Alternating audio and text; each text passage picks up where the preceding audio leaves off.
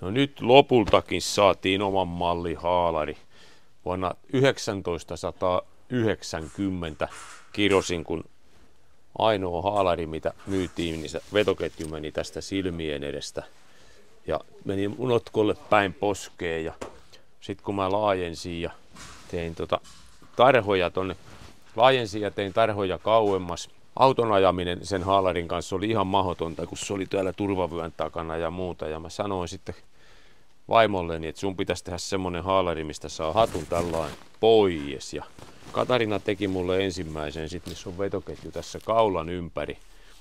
Kilpailevilla malleilla on ollut sitten semmonen, mikä menee hartiota pitkin ja sitä et taas saa irti näin, että haalari on päällä.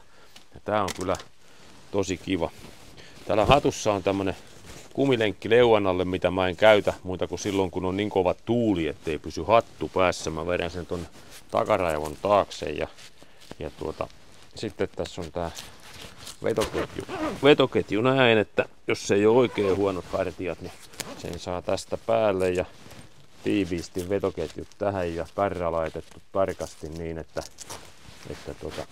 se peittää tuon vetoketjujen sauman.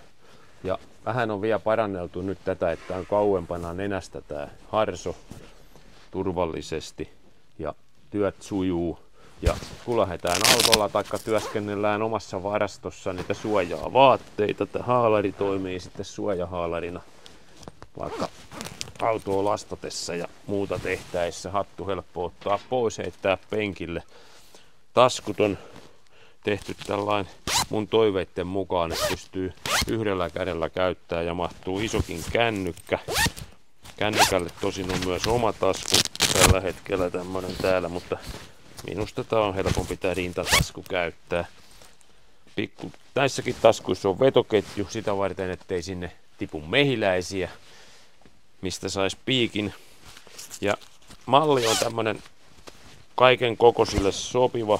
Ja jos on hoikka, niin täältä löytyy sitten vyötäröstä kuminauha.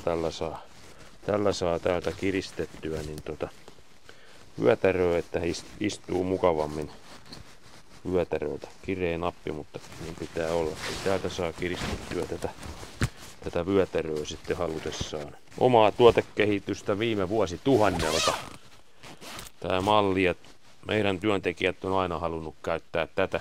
Tää on 100% puuvillaa, eli hengittää, ei tule lämpöisellä kelillä hiki. Ja kyllä mehiläinen pistää tästä läpi, jos haluaa, mutta valkoista harvoin haluaa. Ja jos on vihaisia, niin lisää vaatetta alle, ettei ylety sitten näin. Kerrankin kunnon haalari.